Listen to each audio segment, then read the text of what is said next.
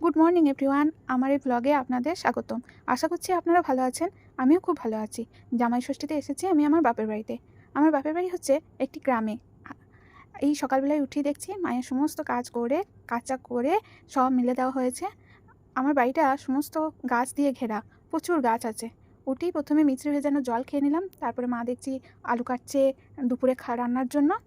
এই যে চলে এলাম আমি বিছানা গোছাতে, তারপরে ঝটপট বিছানাটা গুছিয়ে নিলাম। আর এখানে মিহি আমার খেলা করছে। তারপরে দেখছি মা আমার জন্য চান করে পায়েস রান্না করছে। পায়েসটা কি দারুণ হচ্ছে না? এই যে একদম দুধের তৈরি পায়েস। তারপরে মা আমাকে টাকা দিচ্ছে আশীর্বাদ করে। আজকে আমার জন্মদিন, পায়েস খাই দিল একটু। মায়ের কাছে সেই ছোট্টবেলার মতোই আমি আছি, সেই প্রথম দিনে। বেশি বেশি আড়ম্বর হয়তো কিছু না।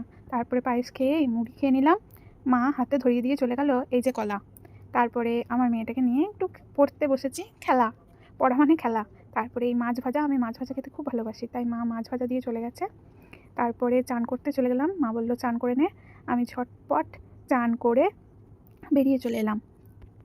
এই যে চান করে তারপরে সিঁদুর পরে আমাদের এখানে মা দুর্গা মা কালী আমার ঘরেরই আছে, সেখানে গিয়ে প্রণাম করে আজকে আশীর্বাদ নিয়ে মায়ের হাতে ভাত আর মাছের ঝোল খেয়ে নিলাম।